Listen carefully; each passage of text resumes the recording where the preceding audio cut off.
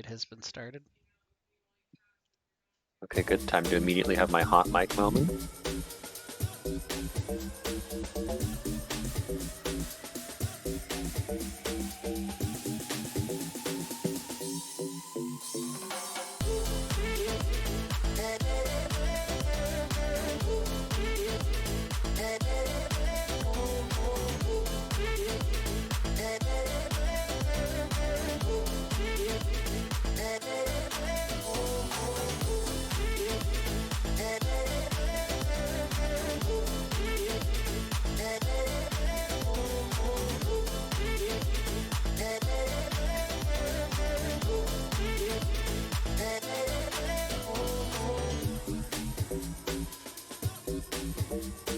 Sometimes I really have the brain of like a small lapdog because my phone just went off and I'm like, oh, who texted me? And it fits the stream notification.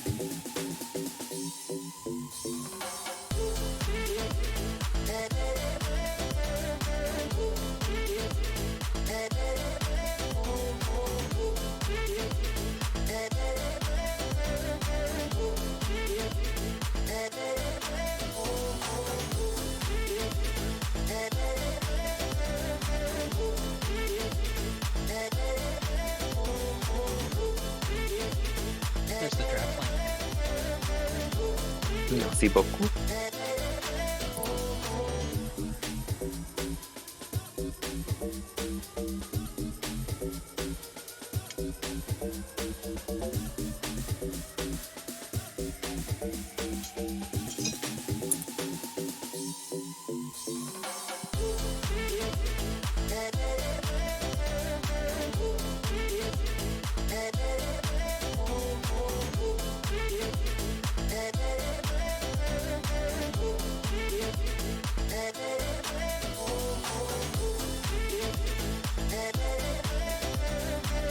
Oh, your name is.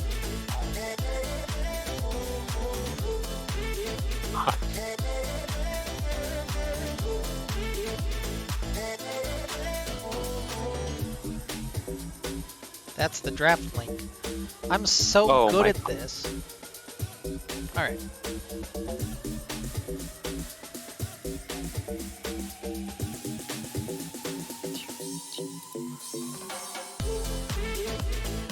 Okay. Now I need the draft link. I've been doing this for several years now. And sometimes you can almost execute correctly. Okay. Practice makes competent.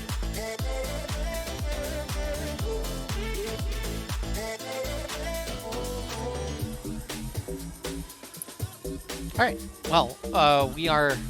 Welcome, ladies and gentlemen. We're live with week 4 of MetaShift Radon Division. We've got Return of the Middlesticks Crowstorm taking on the Wise Vegetables. I'm Maris. My co-caster is Ollivander. I'm trying to remember all the things that I normally say. We've been on too long of a break now. So hi, welcome, Ollivander. Tell me about these bands. Oh boy, thank you for immediately putting me on the spot. Let's see, we have Maokai and Olaf band on the blue side, and Poppy and Shen band on the red side, and Jack. So it looks like a lot of top lane. Presumably, maybe some jungle overlap. I'm not totally up on what's maybe going on with the what can be played in both roles, let alone by specific players. And we have Ornn to round it out, so They're trying to ban out V-Bot, which is a very interesting strategy, given those are his champions. He plays tanks, right? yeah. So it's first pick We get a Melio. Milio game! I'm so excited. I'm really By the curious now if cast the vegetables are going to take away Scion, because that would put V-Bon on. I don't know. As Xcraze says in the chat, you're giving him more attention than his mom did growing up, which is why he turned out to be a tank player. Sona locked in for the Wise Vegetables. Oh, Sona. Oh, Sona Neela. All right. Spicy. So, Sona, I think, makes sense as a counter pick to Milio. Like, or the theory is that into Milio, you just pick something that also scales, so you don't get hard outscaled by him, but pokes better early game, which is why I think Senna is one of the most common ones, but Sona can also fill that niche, especially if you're comfortable in a champion. Hey, look, we're finally talking about enchanter matchups. I can offer insight on them. I can actually tell you things about enchanter supports. Xayah going to be the lock-in for ROTM. They've taken their full clock to decide their picks. I don't know if they're stalling for Yabby or if they're just really having some debates about what they want to play. So we do Or just both. have the two bot lanes are locked in, and that's it. And Ooh, honestly, as far as Ari. you're concerned, we could just be done there, right? We got enchanters. We're good. It's great. Perfect game. I am locking my camera on bot lane. Don't ask me to comment on anything else. I'm still really curious. So that's Ari now for ROTM, which presumably a mid laner. I don't think you can flex that. Ari jungle. I obviously. Still wonder what Vbon's gonna play. Because, like, Meanwhile, we have you look at his OPGG, and, like, I mean, we banned him out at this point, right? Like, he's got Karma or Malphite, I guess? Or Scion as, like, small amounts of gameplay champions. well, maybe they're just. I won't say sacking the lane, but sacking the pick of like daring them go ahead ban out 2 more top laners. Well, instead they're going all to go of after them. Data with the Viego ban and Victor in response by the boys. Makes sense. Which, where do you think is Gragas going, top or jungle, or is it really a flex pick? I guess we know nothing about the wise vegetables. Yeah, knowing exactly 0 about the veggies, yeah, could go anywhere, and I'd be like, yeah, that's fine. All right, you call jungle, I'll call top, and odds are one of us is right. I feel like that's a pick that you could play mid. We've seen Nautilus mid. You could probably play Gragas mid. Irelia also banned, and Zed is lock-in, so... That's a... This is a team comp that wants to go in. I've got the analysis. Yeah, yeah, is that the incredible crystal clear analysis? Well, and also, I so agree. you first pick Melio, right? You put all this priority on having Melio, and then he's only got Sona ult that he can cleanse. Everything else is knockbacks, and like Zed doesn't have CC. That's the big strategy. Zach is locked in. We're getting some big boys to round out the comp, it looks like. That's it's starting to look a bit like frontline acquired. You know, the things that never happen in our ranked drafts. We have teams that need frontline, and that's when our top laner is like, now I'm gonna play LeBlanc top. Yeah, well, there we But go. they lock in the Malphite. Zach and Malphite, and now we have the big counter pick left for top lane for Bouillon. Bouillon?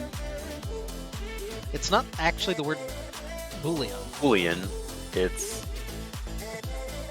Oh, is it Does it mean French? anything in French? Oh god. We don't. Watch, no, there's been... Oh no, that's actually Yeah, just that's how... spelled Boolean. That is how you spell Bouillon. We're just, you know, in our uncultured English mouths, we put an I where it really doesn't belong. Well, he's going to play Sylas into Malphite, which is a good matchup for Sylas, and one of the hardest counters in League of Legends. Gross. I think statistically, like, 3rd hardest counter is what I remember reading, or something like that. That makes sense. I mean, that is, Malphite might be the ultimate. Silas will be taking your ult and using it better. Why do we pronounce it Bouillon? You know, probably something to do with the Brits. It says just to pronounce it Bouillon.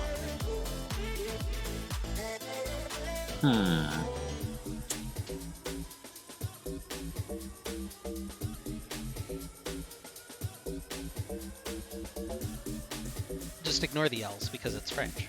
Exactly. Yeah. No, but you do pronounce it 'cause it's not Spanish, so it's probably just because in French it would be like bouillon.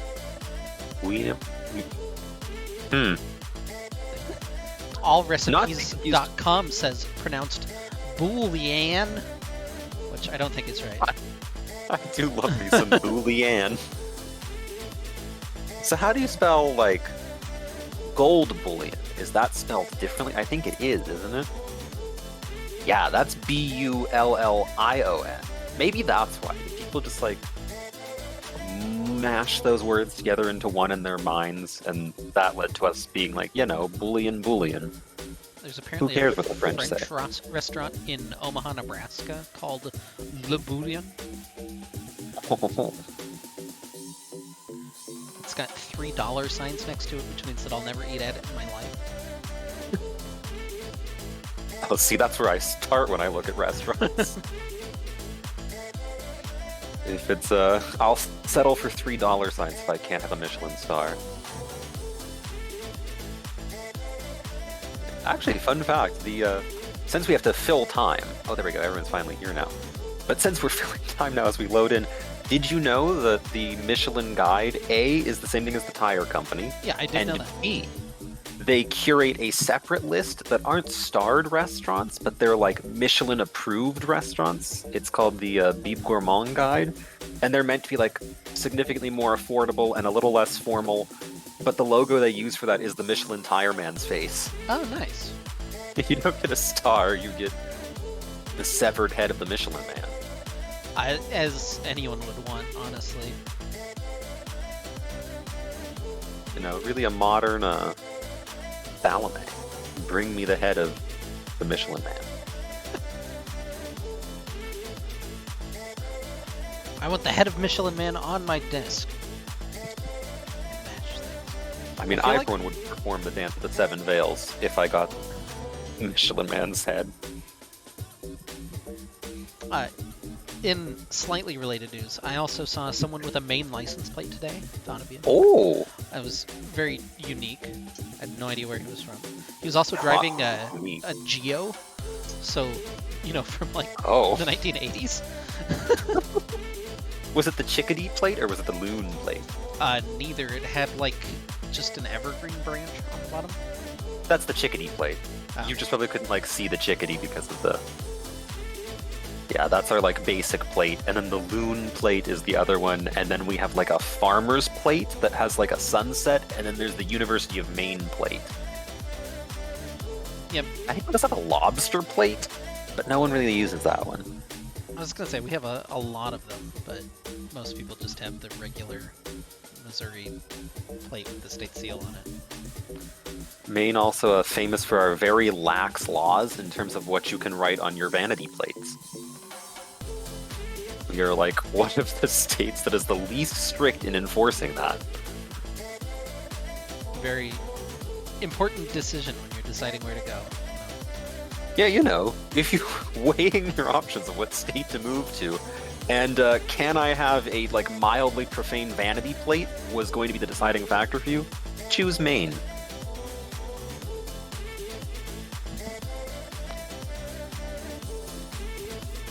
I wish we would get make a new license plate that looks like our old state flag that we also want to bring back, which is much better than the current state flag. So we currently have one of those, like, it's a blue flag with our very busy state seal on it, whereas the old one is like this sort of khaki-colored flag with a very simple, like, just dark green pine tree and a blue star. It meets the requirements of the Vexillological Society. Interesting. I'm now looking at both of these. Yeah, it's like good flags should have, I think they say like no more than 3 or 4 colors max. They might allow up to 5, and it should be so simple a 4th grader can draw it from memory. Yeah, I grew up in Colorado, which has a great state flag, and now I'm in Missouri, as they say, and it's passable. But it also just has the state seal in the middle of it, which has way too much going on. Better than some states where like their state seal or flag is like it's just a flag and then they just have like the state's name in like a sans serif font. Graphic design is their passion. Do you have an opinion on Maryland's flag? I think that's a divisive one that people either love or hate. Oh, Maryland's flag's great. Yeah, it's the coat of arms of Lord Baltimore. I love when the University of Maryland puts it on their football uniforms. That's very entertaining. It's like dazzle paint.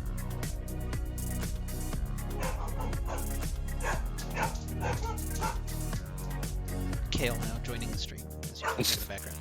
Well, he has opinions on Maryland's flag Apparently. that need to be shared. He's 1 year old. He doesn't really have opinions about a whole lot of things, but apparently Maryland's flag, very divisive. We have 2 minutes to go. Let's look at this game a little bit.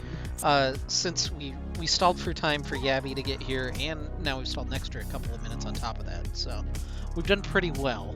But yeah, as we mentioned, Silas into Malphite is very playable for Silas and very unplayable for the Malphite.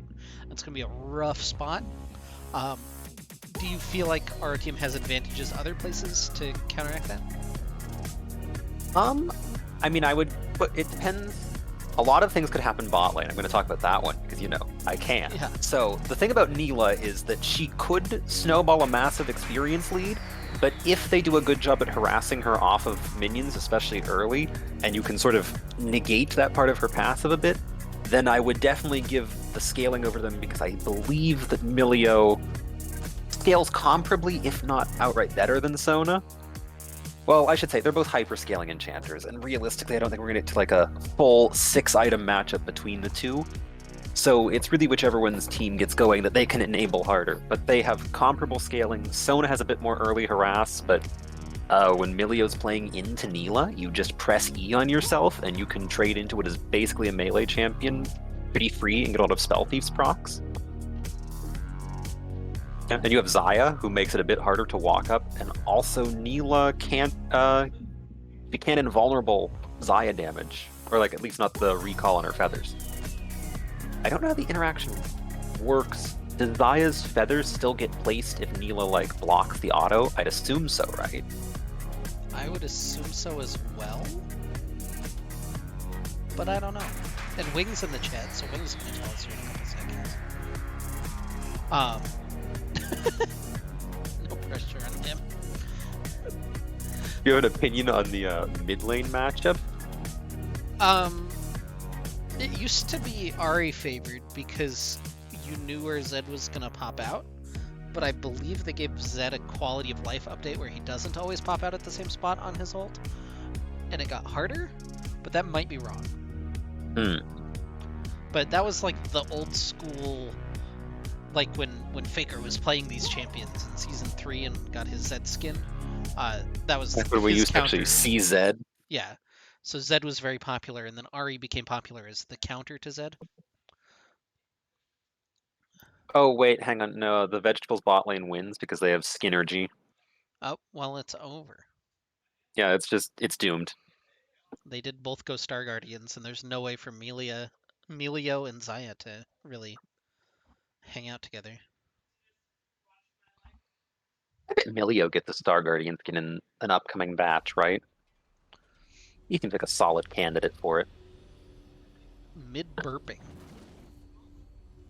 80 graphics card fell out. Oh god. Alright. Love when we load in directly to a pause. A lot of things happened apparently right as the game loaded in. Also kind of interesting, the Ghost Flash on the Neela gives a lot of chase down potential. I know it's something that we've seen a lot from ADCs at MSI that we might not have seen previously. So I'll be interested to see how he utilizes that Ghost. Yeah, I'm also curious to see what Mythic Sona goes, because I know that, I think LS has debated back and forth about how you should basically never go Shirelia's. But if you had a Shirelia's E or a Sona, that would be an inescapable Neela. Or really anyone on the team, which might be very helpful because everyone except Sona is a melee champion. And while they do have gap closers, why do that when you could just run very, very fast? I don't know how I feel about Zed's blades just being like gears on his back while he's running. That seems kind of dangerous. They look like I mean, the you could fact say that he's helicopter. got gigantic like blades on his back to begin with is probably like some sort of OSHA violation. But when they're just spinning back there, I don't know. I feel like, does Zed have hair? I guess it's all covered under his mask, helmet. You look like something can get caught in there very easily. Yeah, You ever see? I'm just saying This would be OSHA doesn't like this. no. That's all I've got. Yeah, the employees of like what the Shadow Order are. That's a that's a lawsuit waiting to happen. Did you ever see was it the first or second Spy Kids when her like pigtails turned into Helen and she like flew away with her pigtails? Yeah, that movie's just like a whole acid trip. Like, I don't know. Shout out original GRLCS team. Those thumb guys from Spy Kids was the name of their team, and they Oh, photoshopped their great name. faces onto the thumbs, and yeah. I don't know what they're doing nowadays, but shout out to them wherever they are. Well, there we go. Let's see the Milio Sona trade. That's for anyone who didn't know. If Milio shields himself and autos someone, he does get 2 procs of Spell Thieves, and therefore that is his main trading pattern in lane. Yeah, that was one of Mosier's teams. Was those thumb guys from Spy Kids? Also in your mom's DMs, same group of guys. Incredible. Just a real talent and flair for naming teams and also coming up with logos. You know, that's half the battle. As should be predictable, Chimmy and Yabi getting a good shove in on Kita Shinsuke and Kanbei. That's some weeb-ass names in the bot lane. No, I'm sure they're perfectly They're perfectly normal. well-adjusted individuals. I've never met them. I hope I'm not actually flaming them. They've never seen an Animu in their lives.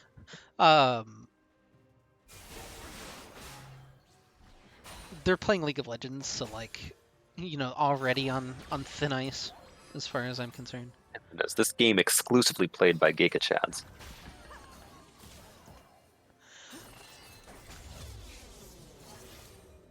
Interesting note, Milio does not have Shield Bash, which is fine. I actually think Inspiration is currently like the more popular secondary tree over Resolve, whereas pre his hotfix nerf, you always went Resolve because his heal was so strong that you needed Revitalize. But you can still take Revitalize because it's obviously not bad, and then Shield Bash does help with your Shield auto trade pattern. Well, Data has snuck into the bottom lane, and there might be action actually happening beyond these little enchanter trades. Yabi's taking a little bit of damage. He might be trying to bait. They really need to worry about getting Kita's dash first. But now, with Paper Bag headed down there, we might just get a full-on 3v3. And here we go for all the marbles. Data trying to get in, but Paper Bag gets snared by Yabi. He's able to flash away. A lot of damage coming down onto Kita. He's got a flash, and now Paper Bag stuck away, trying to get away, and has his body slam available, so no one dies. Never mind. Ooh. First blood on the flash forward from Yabi. He kept his flash up. I called that he had his flash down, and that was apparently wrong. Oh. Wow. Oh. Spicy. Yeah, a little dodge on the Q, but it was the charm that X-Cray still had. That was like a mild salsa level of spice. You know, where most of the heat comes from the red onion. Would you consider red onions particularly spicy? No. That's why it's called mild salsa.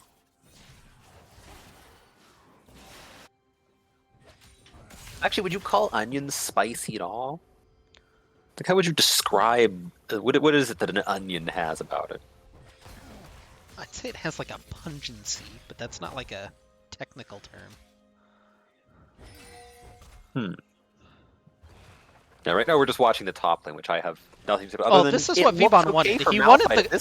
He wanted the camera on him, and now maybe won't want it here in just a second. Although Data's here, gets the knock up onto Bouillon. He's low in the bush. The flash forward, they just can't quite finish him off. Now the auto finally does.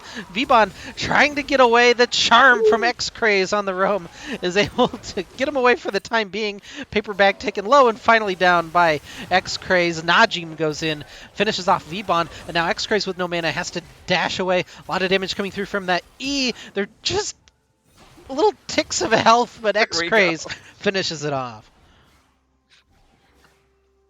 That was really well done by X-Ray.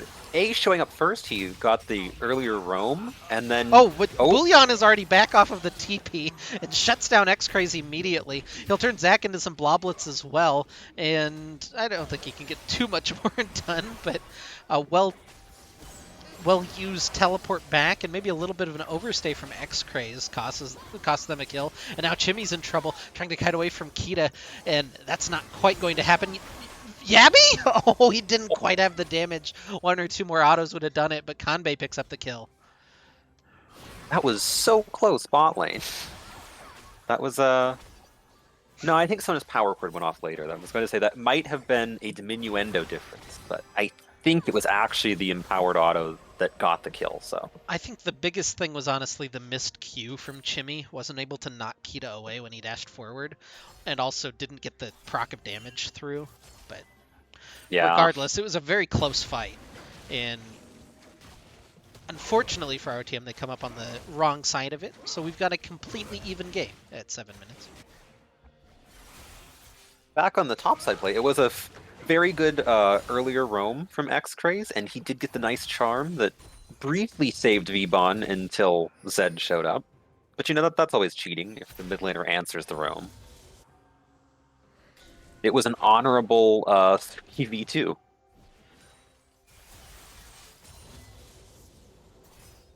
Is this Arcana Ari or Challenger?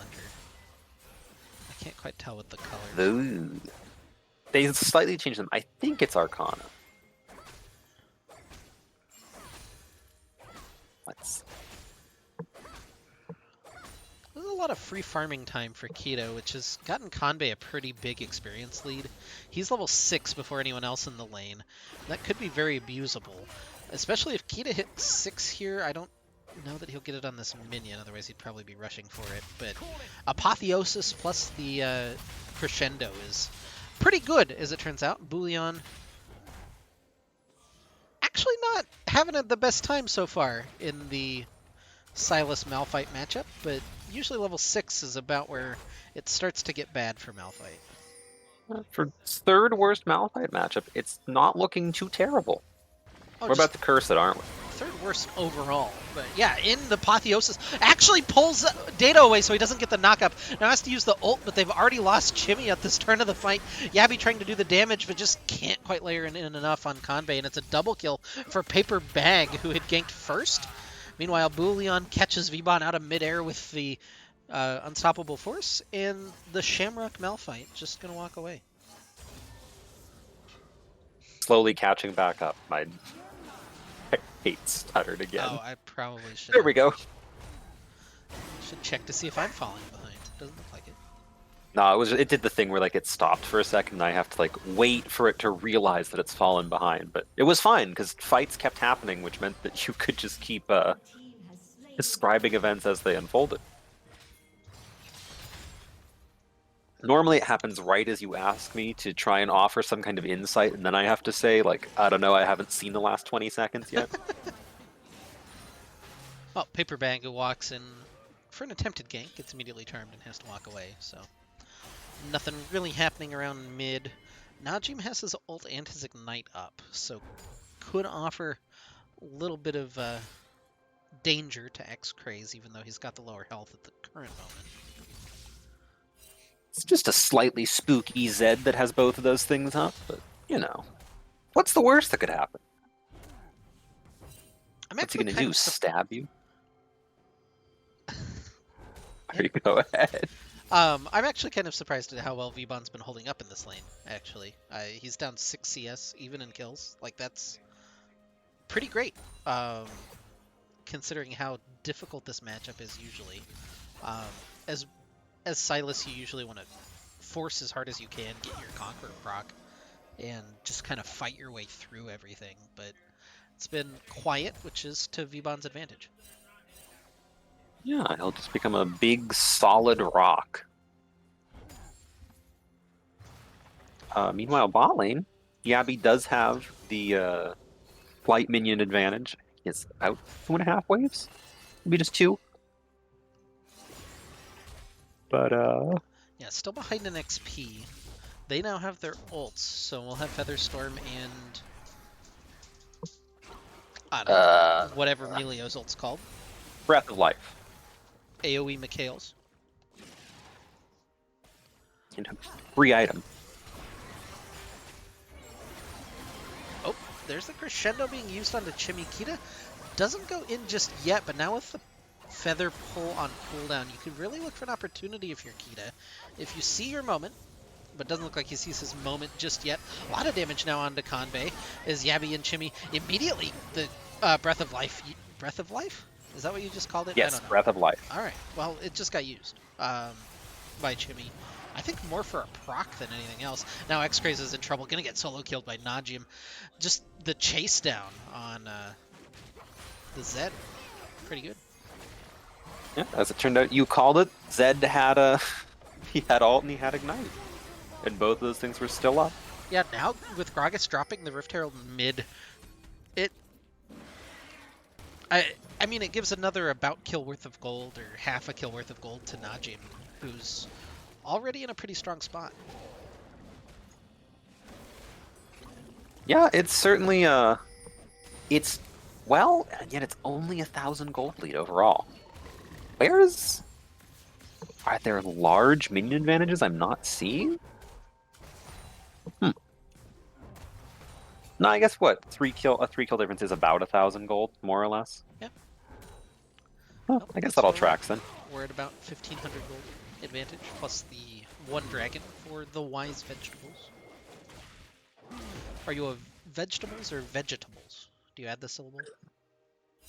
Does anyone actually say vegetables? Probably British people. Yeah, that's a fair point. Whatever language they speak there. You know, who knows what that is? Basically unintelligible.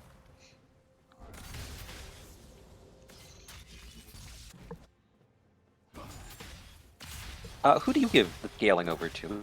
Which team? Well, maybe something's happening up. No, okay. Just love taps. It's all playing Misfortune. RotM should scale better. They have tanks and they have scaling.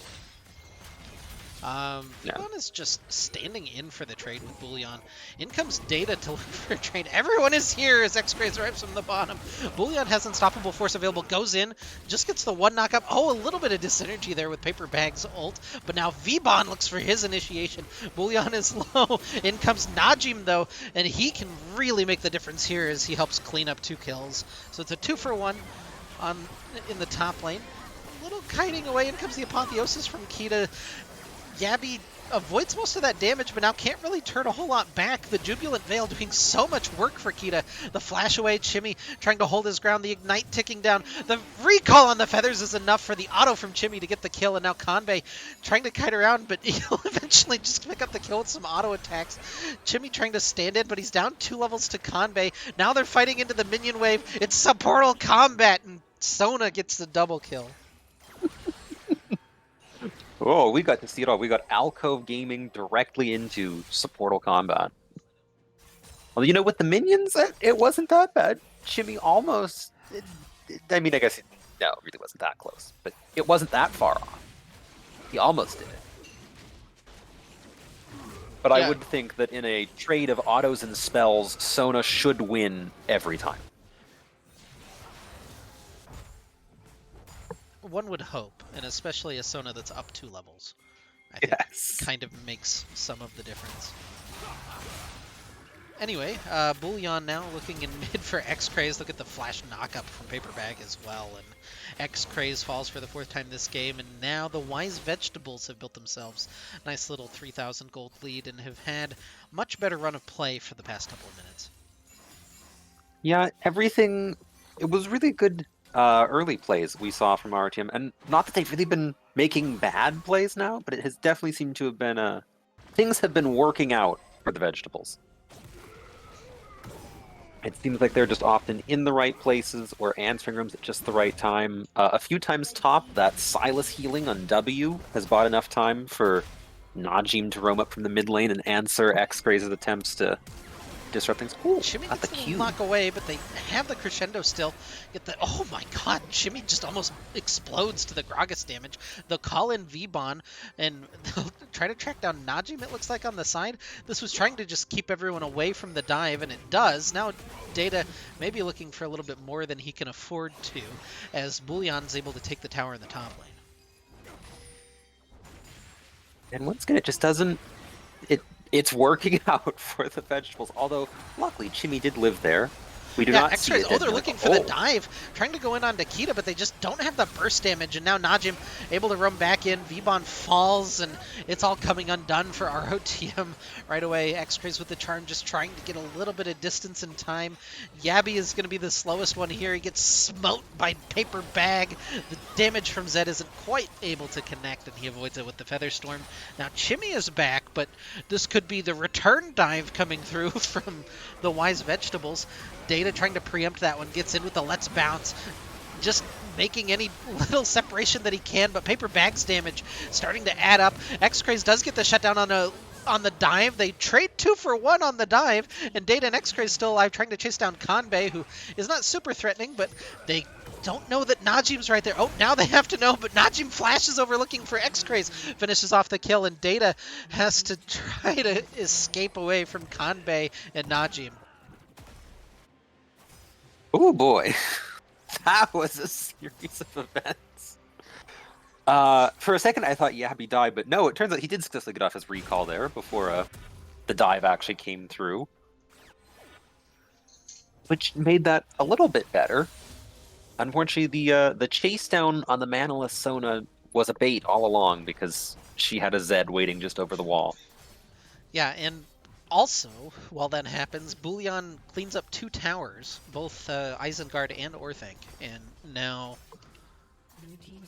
is very strong. They get another tower down on the bottom side, and it's a 5,000 gold lead for the Wise Vegetables. Bullion has Feather Storm now to try to combat Yabby's Feather Storm. Unfortunately, doesn't get the pullback, so it looks a little awkward there, but he'll finish off Yabby eventually, and now Paper Bag has herded Chimmy into the alcove, and I don't think there's really any hope for him to get out of that one. Oh, that was a little brutal looking. He's only a child. But I guess Zed and Gragas don't especially care about that. Well, Data may be in trouble as well. Has the audacity to try and do his own blue buff. Gonna take a Gragas cask just for his trouble, and he'll be able to take the last gun out to safety. Which vegetable would you say is the wisest one? Rutabaga? It's rutabaga a vegetable, right? It's a root, so I would assume so. What else strikes me as a wise vegetable?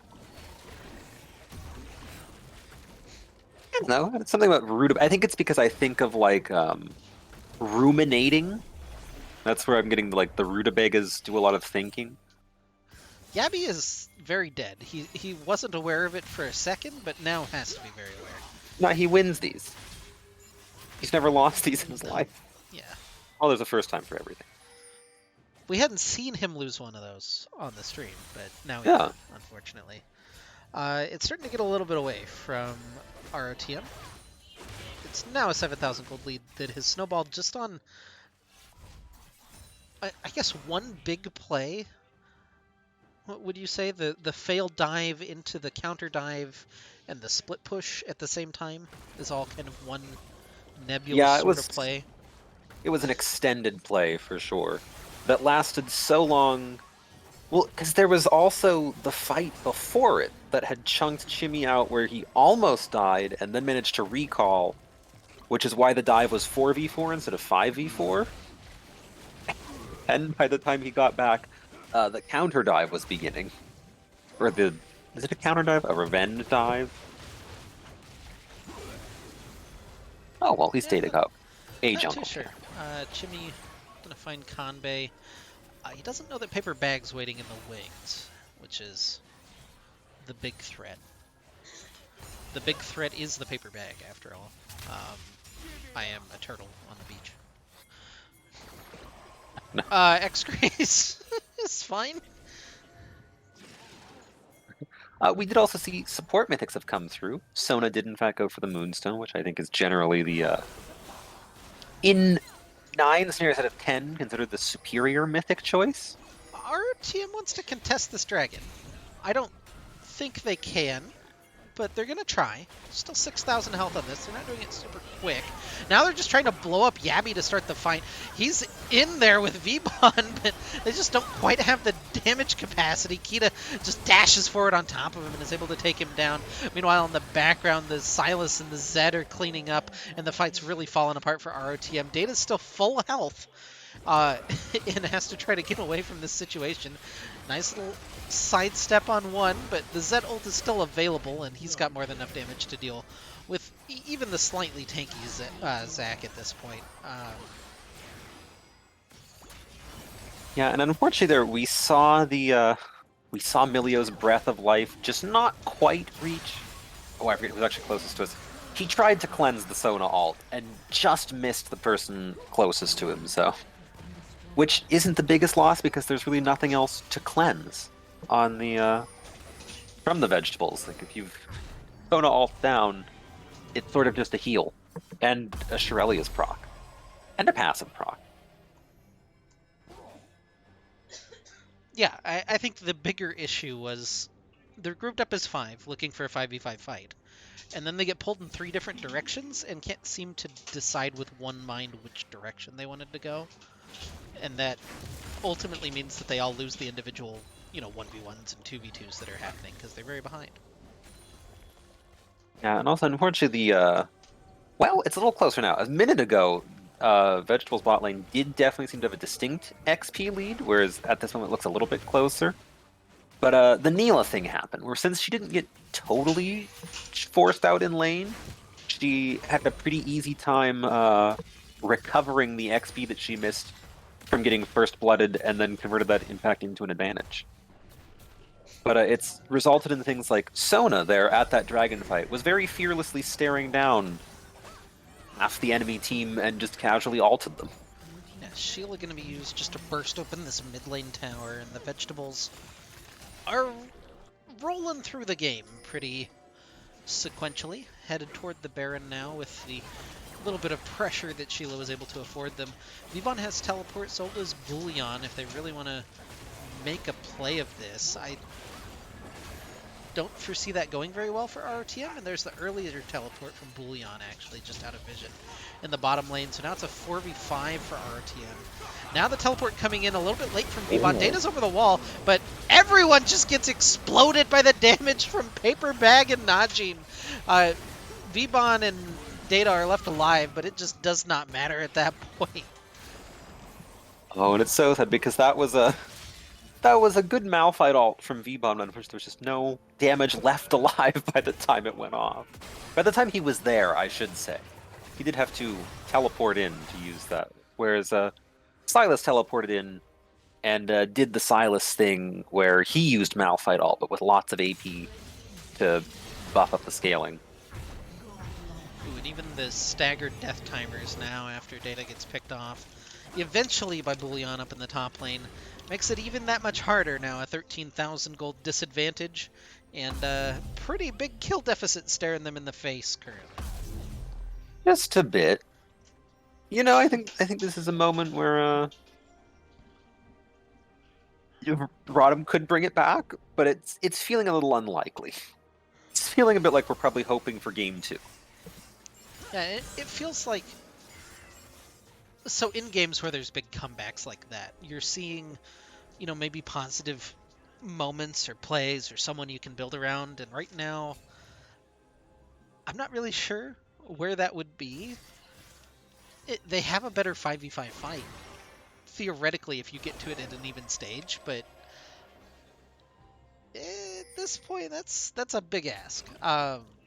Wise I mean, Veggies have played very well so far this game, and they've showed that they're not afraid to take weird flanks and try to pick the death ball apart of ROTM, and that's been really impressive, I think. yeah, it's in those where unfortunately, like, I shouldn't say unfortunately, X-Trays did go for the utility or more utility-focused build on Ari, so he's not doing huge amounts of damage, so you're hoping that Zaya is your, like, the damage carry in fights, and unfortunately she is only on one item as opposed to Neela's 2.5.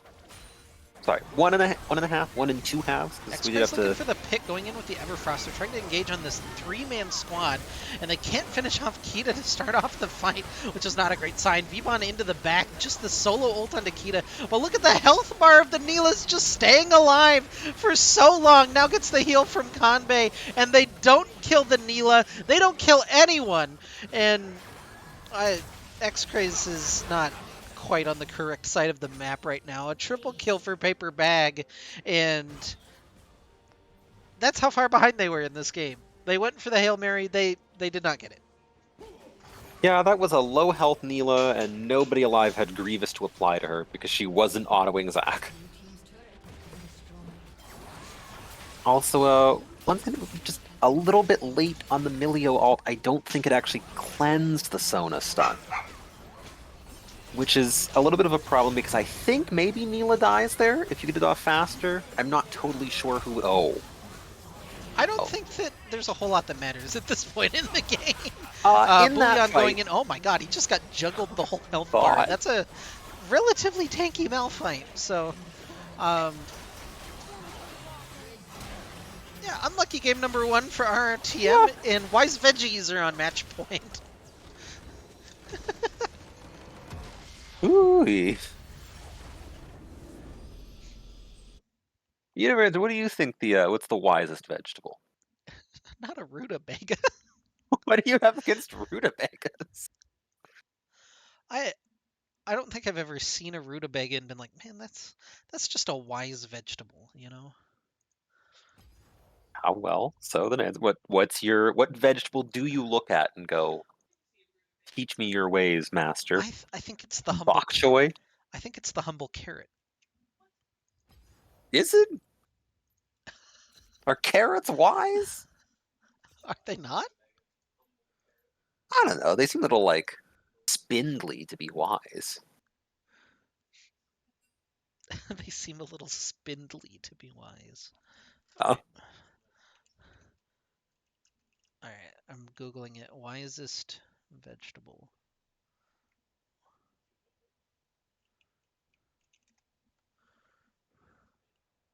oh yeah. Look at a rutabaga and tell me that does not have the knowledge of aeons. What?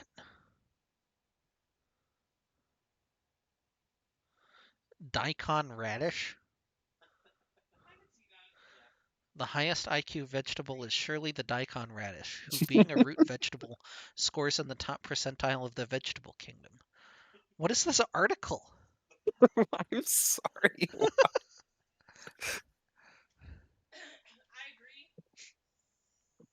You know, I can see it though. Looking at the daikon radish, like really, you know what the daikon radish looks like? A marriage between a rutabaga and a carrot. Healthy, stylish, and athletic. The daikon radish is in a class by itself. Athletic? Daihujin Temple in Kyoto holds a ceremony for the esteemed radish every year at the beginning of December and serves up to 10,000 servings of daikon soup to participants seeking good health.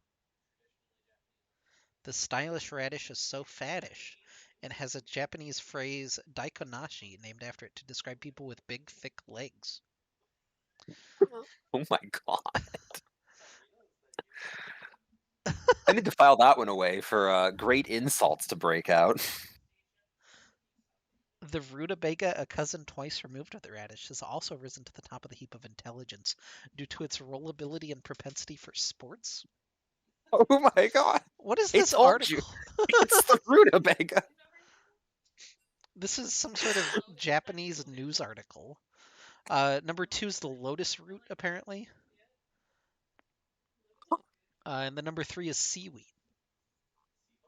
What does a lotus root look like?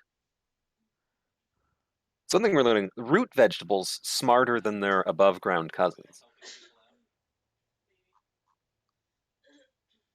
Oh, they just look like pretzels. Yoshua Otsuka, highly revered for his passion for reviving strains of extinct turnip species, qualified to participate in the 2012 International Rutabaga Curling Championship in New York. I'm looking up International Rutabaga Curling Championship now. This is a thing. I would just like to point out you asked me to basically just name a vegetable, and I did manage to name one of the ones that has appeared on this list. So, a personal victory. It's held in Ithaca Farmers Market in New York State on the last day of the market season. Oh, isn't there a college in Ithaca? It's Ithaca College, isn't it? That's the one that's in Ithaca. Only rutabagas are allowed for use in this competition. Turnips and other variety of root vegetables or member of the Cruciferae family will not be permitted. An exception was made in the 2005 championships to allow the use of turnips. This was only necessary because the official rutabagas were frozen and unavailable for use. There are official rutabagas. You can't see I can't just show up with a rutabaga. I need one of their like approved official rutabagas. Modification of the rutabaga is acceptable so long as the rutabaga is always able to roll on every axis.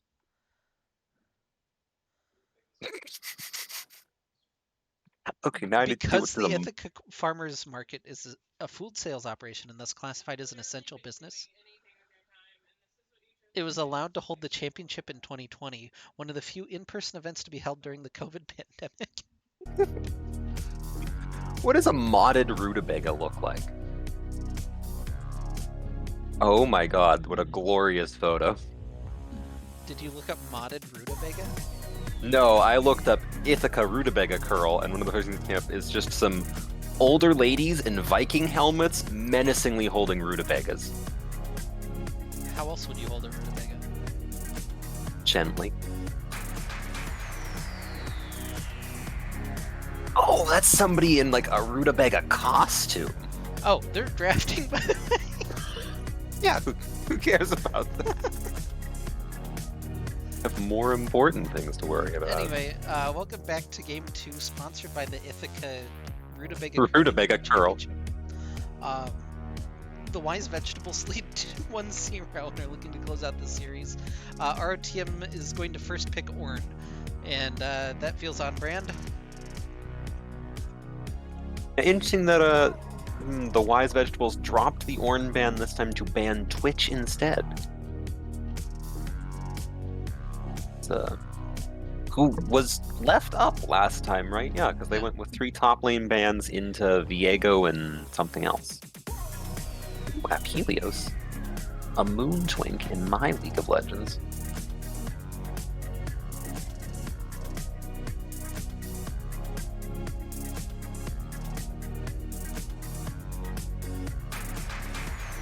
We're changing up. We did have the Gragas hover, but now we've gone with Jarvan instead. So it looks like we're seeing, thus far, we have 3 picks locked in, and they are not a single repeat from the last game yet. That's very strange, given the usual nature of series. Yeah. Nonetheless. Now if Jinx comes through, that'll make 4. Okay. This feels like our team headed a little bit back to comfort. They're going to pair the Melio with it, which is a very strong lane. Yep, that's Kale's a big fan of the Melio pick. as he should be. Good job, Kale. That's traditionally. I don't know if you can say anything with Melio is traditional yet. Typically, when he is with Jinx, you see the Moonstone instead of Shirelia's, because your goal with hyper carries is you just sort of max W, and then you throw W on them, and then you just let it keep proccing Moonstone and giving them attack range.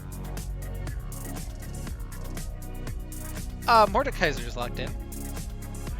Well, we're 5 for 6 on new picks. No, we're going to ban some old picks, though. Yeah. I'm kind of curious if that's just the Mordekaiser into Ornn, which is fine, I'm pretty sure, as a matchup. Like, that's very playable for Mordekaiser. Not like a super hard counter to Ornn, but one that does pretty well. Yeah, and we have both mid laners from last game are now banned, and Zap is banned. Yeah, gonna make X-Craze and Data pick something different. Why not? Just go ahead and ban out the Sona right now as well. Let's see some real new picks. That's not Sona. You can't fool me. I know this ploy. This is X-Craze banning Lysandra so that he doesn't have to play it. Can we just call that the X-Craze Gambit? I think so. And the champion you don't want to be forced to play.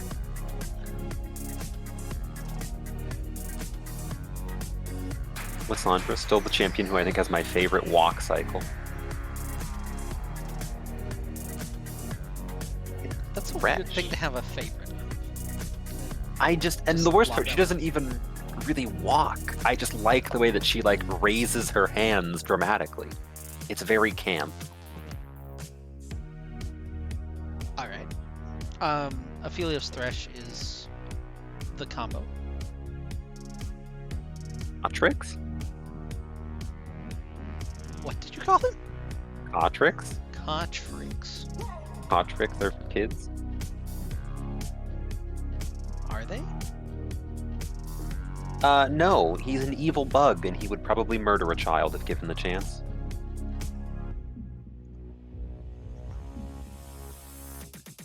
That's the only thing worse than a bug. He's a giant one. Child. Oh no, a child? And he's gonna be locked in for X-Rays. I don't have a huge amount of thoughts about this team comp, honestly. It seems all around kind of solid, but doesn't have like a really well-defined strength, I would say. No, it's a little bit like it strikes me as a good solo queue team. Like, you sort of have all the pieces, but it doesn't have a decided identity. It's just sort of a bit of this and a bit of that, but that might just work out. Yeah, Syndra going to be locked in for Najim.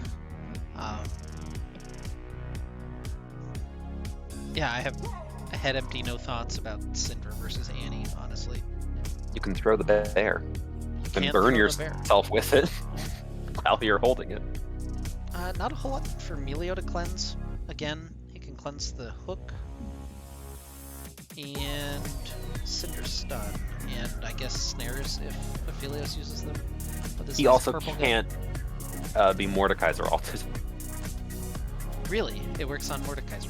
Alright, that would make sense. It works on Malzahar alt, so... Actually, let me double check that, because I really feel like maybe that's the one weird thing it doesn't. Nah, it has to. I mean, it would imply that he's being Mordekaiser. Like, if you're using Mordekaiser ult on Melio to begin with. Yeah. That seems like a weird choice.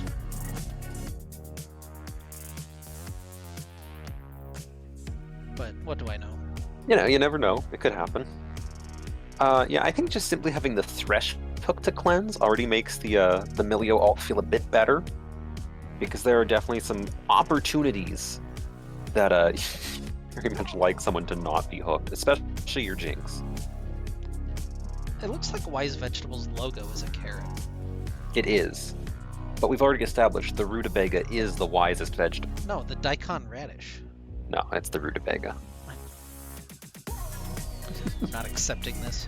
I have one Japanese news article that says that. Which even referenced the rutabaga as the cousin of the daikon radish. It was like a cousin twice removed, it said. But, yeah. So, you know, tomato, tomato. Not a wise vegetable. It's a fruit. Except for tax purposes in the United States, where it is in fact a vegetable. Actually, I think we just celebrated today was the 130th anniversary of the court case that legally ruled that tomatoes are vegetables for import and export. I'm assuming that was important for some reason or another at one point.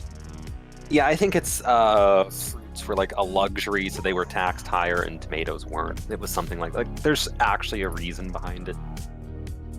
And we have 3 minutes going into draft. I'll look it up.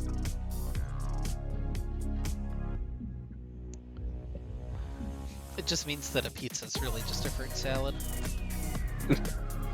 That's salsa. Well, salsa's a soup. It's tomato soup. That's gazpacho. I don't have enough I guess gazpacho knowledge to make another joke along this line. So. Gazpacho is cold tomato soup. You could have gone to like vichyssoise, which is a cold leek soup. But that doesn't have tomato in it. True, but it is a cold soup, like if we're just playing telephone. Yeah, it was Nix v. Hedden in 1893, with a unanimous decision that ruled that tomato should be classified as a vegetable rather than a fruit for purposes of tariffs, imports, and customs.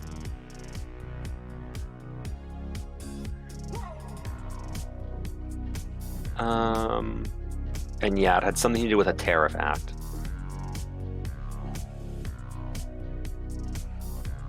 Well, this is the real reason that you come to the RotM stream, is to learn why tomatoes are vegetables for tax purposes. Yeah, this is what happens when you invite me to CoCast. You're going to get random tangents about strange U.S. court cases. If I can't talk about Enchanter matchup bot lane, I'm going to talk about tomatoes. You have to find some segue that relates to those two things. No, It's I the don't. big challenge. No, as I already said, it's an either or. The flow chart is there an Enchanter matchup bot lane? If yes, I'll talk about that. If no, tomatoes. What if there's only one enchanter? Then it's not really an Enchanter matchup. Well, I'll talk about it half the time. It will get half my attention. I'll step back in. Well, it's 1-0 for the Wise Vegetables. I really like the team comp they've put together here for game number 2. It feels like they have a solid idea about how they want to carry out this game, and it feels like they targeted the Xayah particularly well in game number 1 and didn't really allow Yabby to get into comfort zone. And this game they have kind of a similar amount of threat toward the Jinx. Yeah, there we go, analysis. Yeah, and actually, between Mordekaiser ult and also Jarvan ult, feels very bad when you are the Milio trying to protect your Jinx, because if she's in there, you just can't cleanse it. She's still getting flash checked. Which is it's a sad day as an Enchanter support when you're like, I have better Mikhails. And Jarvan says, sure you do. That's cute. It's actually, I think, one of the reasons I strongly dislike Jarvan, I can never save my ADC. There is no ability I can cast or item I can buy that does anything about the jacuzzi. You have to play one of the 3 ADCs that has a jump. When are we getting a support mythic that is a catapult? You can just launch your ADC a small distance. So they have that in Dota, of course, because why don't they? It's called the Force Staff. You can use it on enemies or allies and just move them. But people use it to grief because you can just ledge people and they can't get down unless they have a TP scroll. Neat. So there's a lot of other good uses for it, but that's the... I don't want to say the main use even, but it is a use that happens. Yeah, I think there are a lot of neat effects like that they could add to things, but are afraid to because the potential for abuse is not only high, it's a certainty, and people just wouldn't really want to deal with it. I really like some of the items they have in Dota. Shout out to Agnum Scepter and Refresher Orb, but yeah, there's a reason those aren't in League of Legends. What did those do? Agnum Scepter pretty much just makes your champion's ult better. Oh. And each champion has their own effect that they'll get from Agnum Scepter. That's neat. So and some of them are kind of ridiculous. Like, Ornn might get a smaller ram that you can also ram into after the big ram or something like they're big upgrades. Hmm. And then Refresher Orb refreshes all of your ability cooldowns when you hit it. Oh. It doesn't have any stats of its own, or not very many stats of its own, but you spend a lot of gold and you get to refresh. You get Zillion E. Yeah. So one of the only champions heroes I can play in Dota is Shadow Shaman, and you just have an 8-second suppression, and then you buy your Refresher Orb, and then you have 2 8-second suppressions. And there's a 16-second suppression. Yeah. Yeah, Dota seems like that game where their balance philosophy is a little more like, instead of nerfing things, you just give everybody an even bigger bat. Yeah, but at the same time, you can only cast your abilities like twice the entire game before you run out of mana, so it can really be...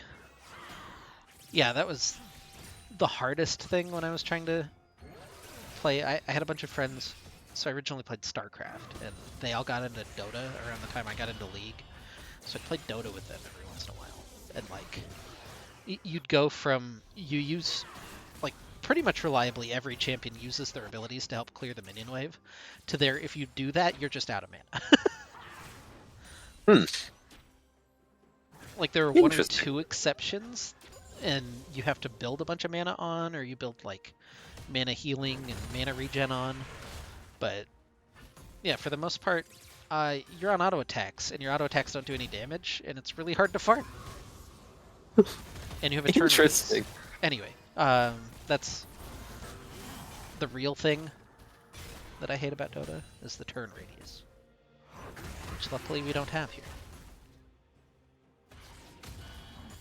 So, is that like you can't just perfect 180 click backwards, you have to like turn? Well, you can click backwards, but yeah, your character will have an amount of time that they take to turn around.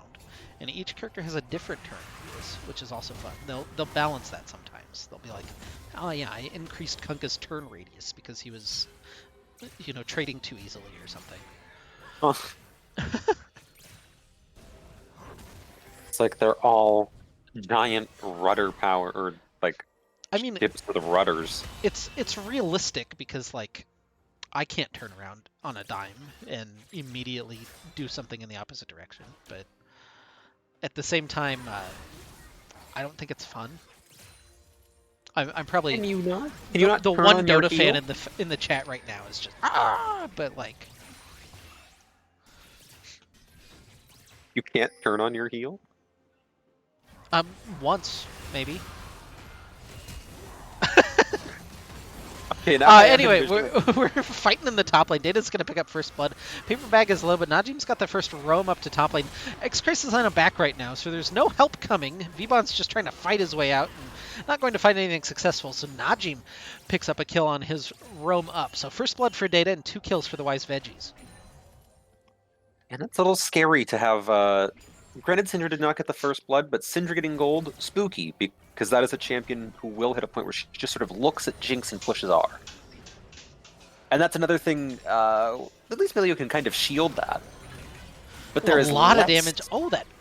What did the hook Hero hit? Was there a minion. minion? It just walked in the way? No, there was one caster minion that refused to die and tanked the hook for them. Well, Realistically saved that whole play. Yeah, Kanbei cursing that caster minion, but Yabby and Chimmy have their hero on their side. We'll see if they can, you know, put this life to good use that they have. Interesting, Kita goes back and immediately buys the Berserker Greaves as his first back. Oh. You know, sometimes you just really want shoes. I think it's weird.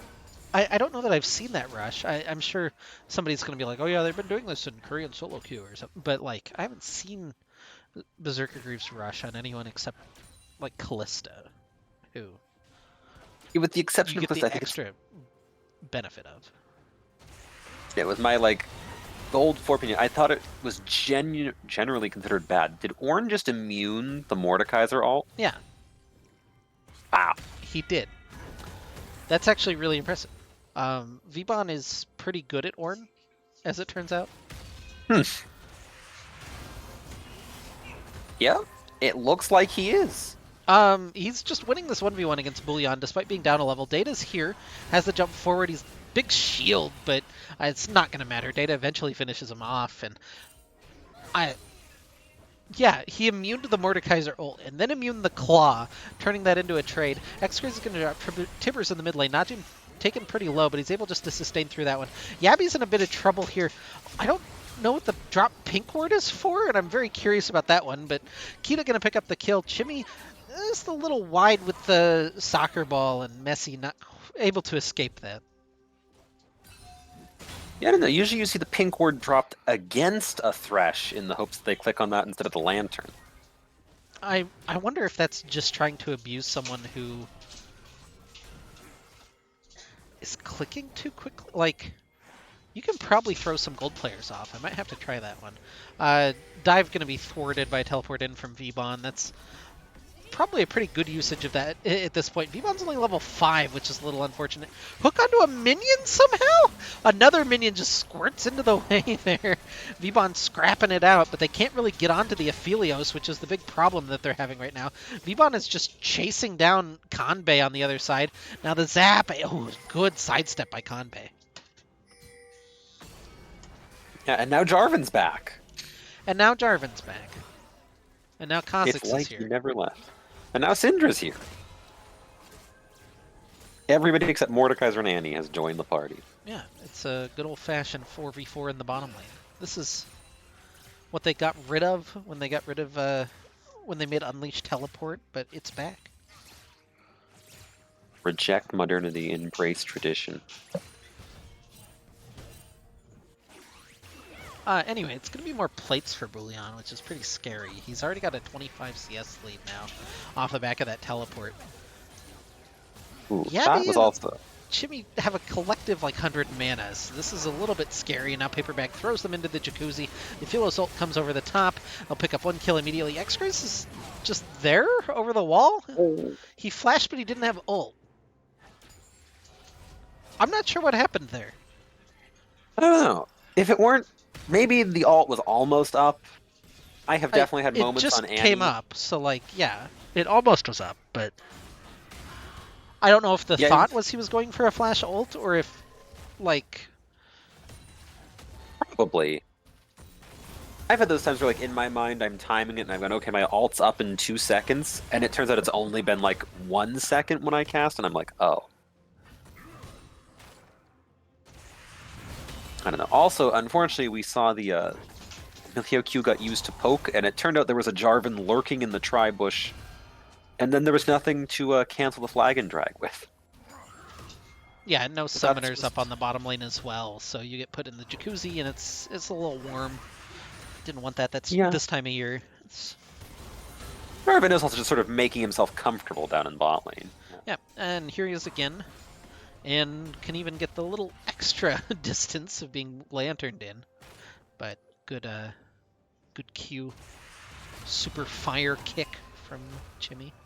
I think that's what it is. There might be another adjective in there, actually. I think it's super mega fire kick. Ultra mega fire kick. Well, ult is up for Bullion. He's gonna pull V-Bon into the Death Realm.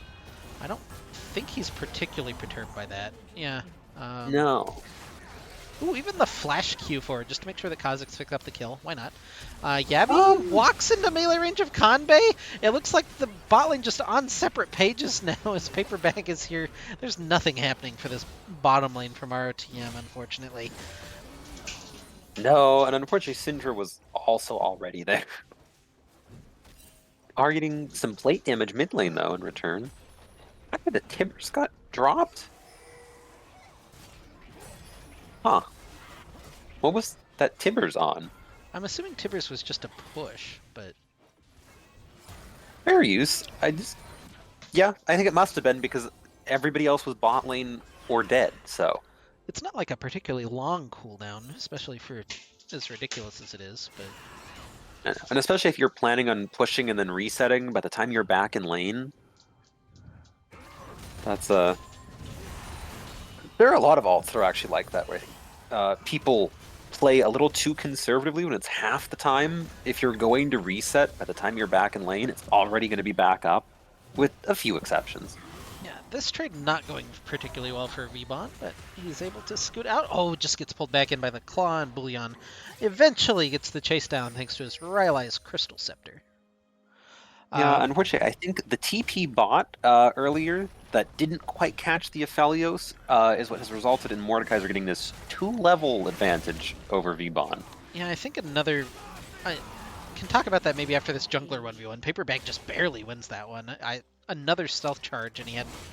If he'd missed the knock-up, I think Data had that one, but not quite able to dodge the flying and drag. Yeah, I don't quite know how I feel about a Jarvan and Kha'Zix that are even in items and even in kills, and Kha'Zix had a level advantage and somehow Kha'Zix just loses. But avowed Jarvan hater on my part, so, you know. Maybe take that opinion with a grain of salt. Hook onto Chimmy's gonna land. Yabby just trying to do the damage, and there's not really much happening again for them at bottom lane. They're gonna catch Najim. Tibbers finishes off the kill, but Paperbag is here to get the return kill. Even smites Tibbers on his way out. Might as well.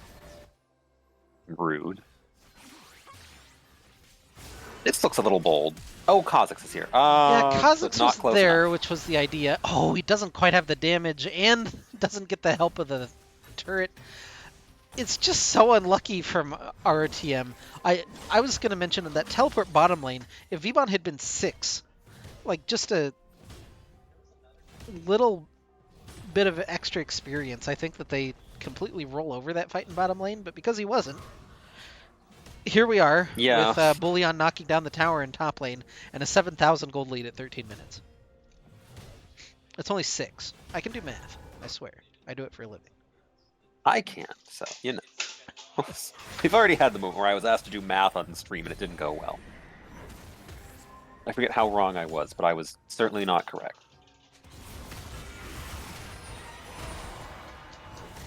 Oh. Vbon is in Brazil again.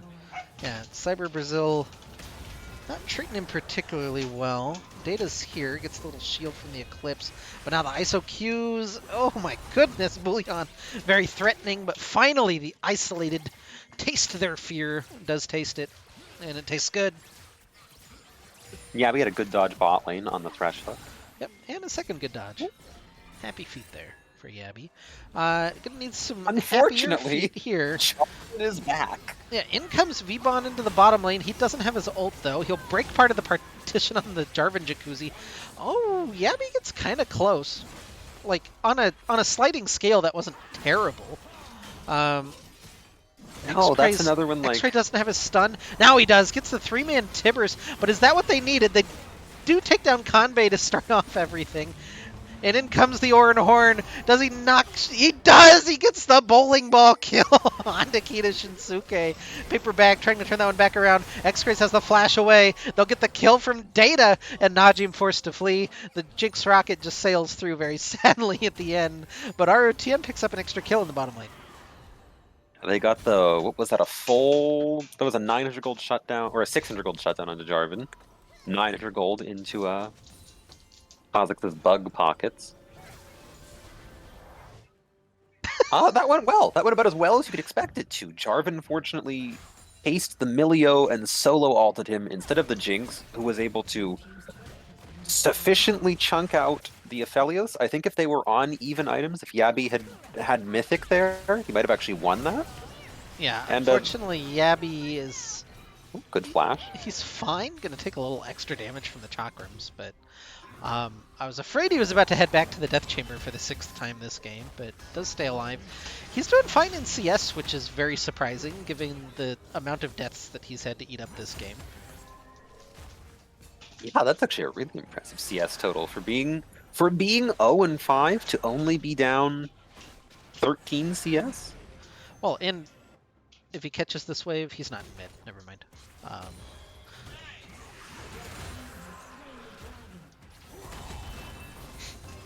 Vbon just gonna go ahead and scrap again with Bullion. Why not? I'm surprised at how even those trades are. X-Grace is dead. That's kind of a given, unfortunately, in the bottom lane. 6th kill for Akita Shinsuke. I wonder what anime that's from. Or if that's like a person. That'd be the most surprising outcome. Let's find out. He's in Haiku. He's a defense specialist for Oh. Inarizaki. He's often substituted when the team is losing their composure. Is that the That's a volleyball point. anime? Yes. Okay. As of 2018, he is a rice farmer in Hyogo. Good for him. Yeah.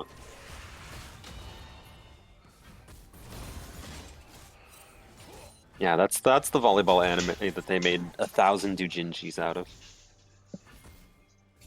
Yeah. Yes. Word. Okay. They found paper bag. Is this a mutual finding? We don't know. Data's gonna jump in and initiate the fight. X-Craze doesn't get a whole lot done there, and I don't know what's going on in this game. Now X-Craze gets the stun onto Bullion. He's trying to fight his way out of Cyber Brazil. Vivon is here to try to help him out. If he pops out, they pick up the kill eventually at the end. Chimmy is trying to find his way back through the base gate, but he can't. Vivon gets snared by Kita, so he can't hit the Ornhorn, and he's fine underneath the tower. Yabby is just poking away with rockets, trying to do anything that he can. But with the Jarvan able to jump over the wall, you have to be a little bit careful about how far you go as the Jinx. Yeah, that was a... I think you were right. That was a mutual find. Oh, dear. That was not a mutual Well. finding. There was nothing mutual about that trade. No. There was also really nothing consensual about it either. I was, debatably moral from Syndra to do that. Yeah, I'm pretty sure that's against the Geneva Convention. I was just talking about the Geneva Convention earlier.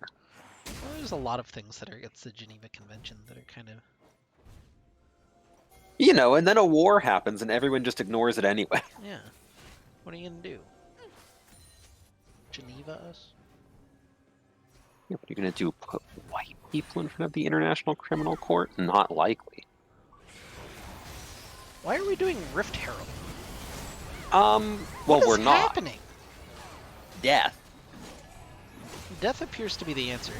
Yabby has no ability to escape this, but he doesn't need to. He's just Just gonna get kill Kanbei. He's fine. He's actually just okay. What a monster! Oh, and Data's in, assassinates the Aphelios. Najim's gonna find that trade eventually. Data has to be very careful about how he handles this one. Now, unfortunately, getting the rest of the jungler 1v1 that we missed out on. Oh, he doesn't die, but he also doesn't live because Najim's there for the rampage. Meanwhile, Bullion is just split pushing. But he also doesn't live. Well, he didn't die in the 1v1, but he also didn't live in the... Like, it made... No. No, I know exactly what you mean. It was just a funny series of sentences. Sounds like the beginning to a riddle. What are you if you don't die but also don't live? Yeah, one of these casters only tells the truth, the other one only lies. Which one am I? Oh, are we doing an April Fool's cast? So that's the theme? One of us will narrate the game as it's occurring, and one will describe what's not happening. I think that'd be a little too obvious. I don't know. Vibon's completely unscared of anything. He maybe should be a little like on a scale of 1 to 10, like a 3 maybe on the scared scale, but he's fine, I guess. Data's on the flank, so is X-Craze. There's a lot of vision still here that keeps watching Vibon walk back and forth and back. And now hits the Ornhorn, gets the second little dash, gets a big knockup, but not a whole lot else to show for it. Yabby gets pulled in by Bullion, thrown into the Jarvan Jacuzzi. The Jinx dies in the backline. A little bit of work done by X-Craze and Data was done. So they get 2 kills for 3, which is good for the team that's trailing by 7,000 gold. But now they have to evacuate Private Chimmy. And he's I not don't headed the think they correct will. direction. I think he could have just walked down and he was fine, but he chose not to. I don't know He that was he knew alcove that he was gaming. okay, like just going back toward his base, but Yeah, I think that you get into the mind games of you assume they'll assume that's the way you'll walk. So you don't want to go that way because you might walk into them. yeah, but the minions were right there. Like he was seen anyway. Jinx Rocket? Oh, took it to Oh. 300 from 1600, but not quite able to secure the dragon, and instead it's the 6th dragon of the series for the Wise Veggies. Data looking for Bullion. He can't ult him because he's got the bubble. Now finally is able to ult him, and Data is fine. Bullion is more scared of him than he is of him. That's words. Yabby gets his first kill again. And it's a shutdown now. That's much needed gold infused into the Yinks. Also, I would call that last fight, while it maybe didn't go well, and they also lost the dragon in the end, it was good proof of concept for RTM. We saw a fight where Annie and Kha'Zix were able to blow up the Syndra and the Aphelios. Yeah, and I think a lot of this comeback has to come through Data, unfortunately for him. He's kind of the machine that drives this one. Vibon is level, I would say, doing his part, but the rest of the team pretty far behind right now. Oh, the hook lands onto X-Craze, immediately cleansed by Chimmy, but Najim just takes him down. The Tibbers' drop just able to eventually finish off Najim, which is good. And now the Ornhorn coming through from Vibon, he just slams it through Aphelios with some authority. Yabby's into melee range of a couple of melee people, and that's not exactly where he wants to be. Vibon breaks the Jarvan wall in to try to engage onto the Jarvan and the Mordekaiser. Data's left on the outside. Chimmy trying to run away from Paper Bag. It's a very scary bag, unfortunately, and he's on a rampage. Vibon and Data hook up trying to finish off Bullion, but they just can't do it. He wins the 1v2 and picks up a double kill for himself, and now starts the Baron that I don't think he can quite do by himself. So he'll just get some vision. That was again. We're almost see like we see how RTM's team fight could go really well for them, and if the gold lead were a little smaller, I think a lot of these fights would be even more would be winnable. Unfortunately, Jarvan does a disgusting amount of damage while also taking none. He's a cool champion like that. Yeah, this game is shockingly playable from as far behind as they are. But 11,000 gold lead now for the Wise Veggies. They're on Soul Point. They have Baron. It starts to get scarier before it gets a little easier, I think, for ROTM. Yeah, and Jarvan has now bought Death's Dance, which is still an item in the game for some reason.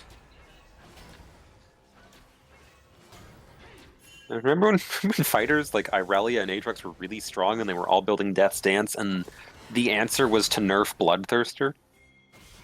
This is like a season and a half ago at this point. Not the recent Bloodthirster nerfs that were much needed, but just like when they identified lifesteal was the problem, and somehow that item never gets looked at. Yabby bought... I'm not going to dwell on it too much. He's unfortunately now 1 in 10 reverse legendary.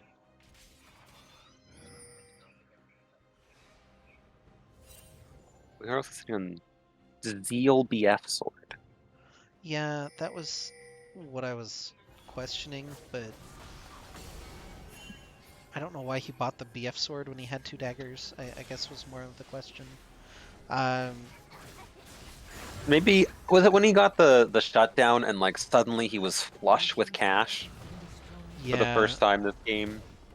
I would guess it's something to do with that, but at the same time, now you're no closer to being strong than you were before you bought the BF sword, so...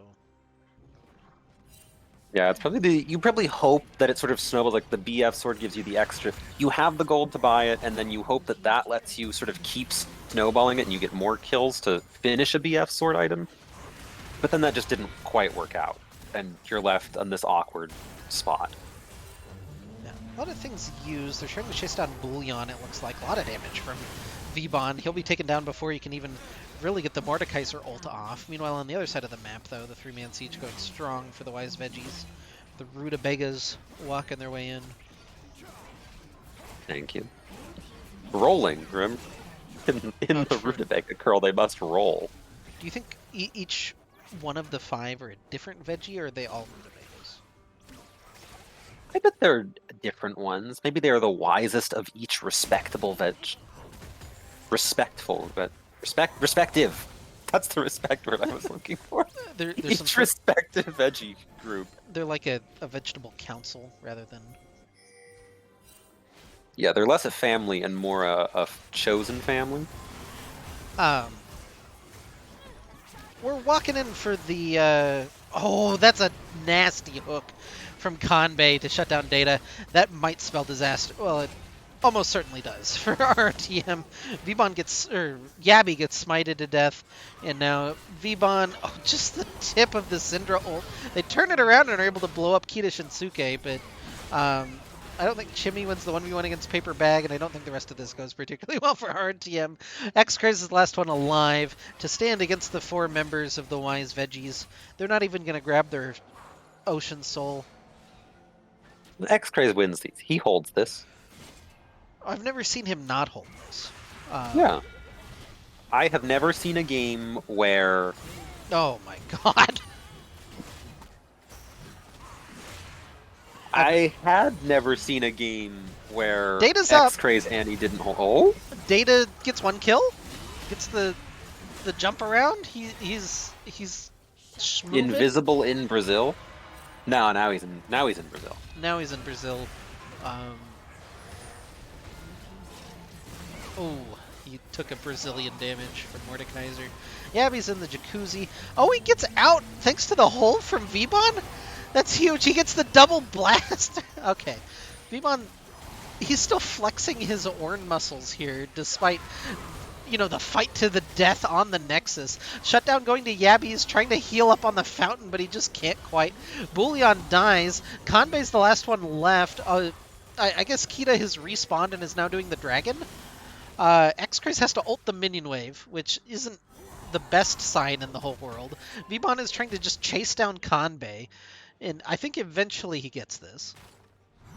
See, I was right. X-Craze held that. Yeah. It was Annie v4, and they didn't close out the game, and that means Annie held that. The flash clap from V-Bon. Why not? He's gonna probably die here. Eventually. Gargoyle? Oh, he bought time for Data to get in.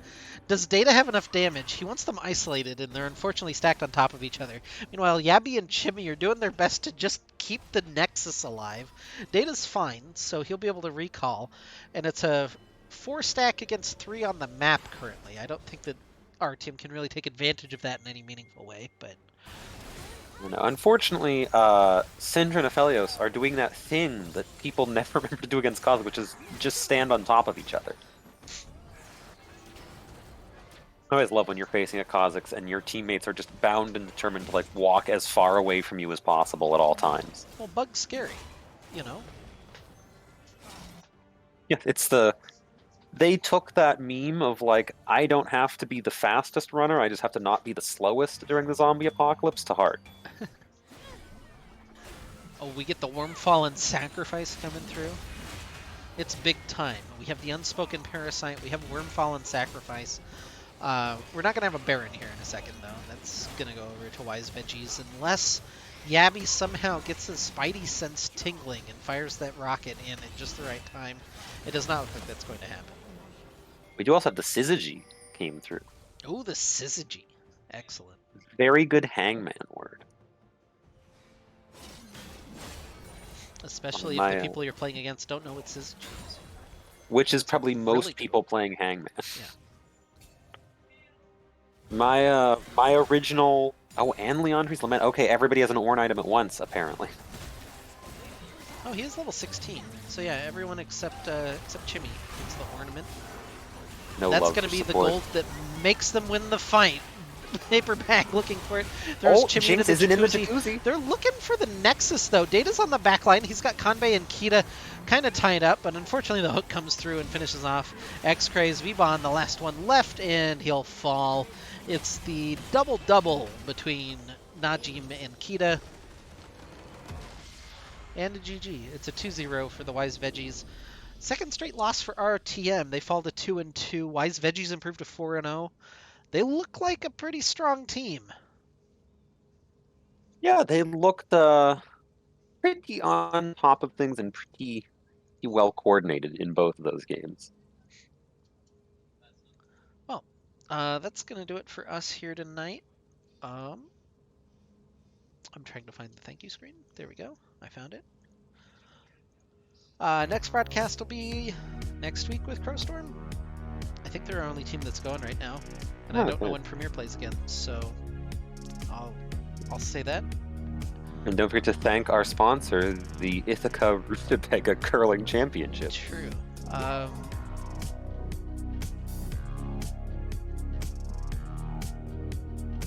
don't really have anyone live to raid. Anyone streaming right now?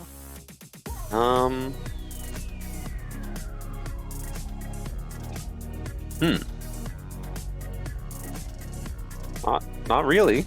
Alright, well, no raid tonight. Go get a little extra sleep, and we'll see you guys next week.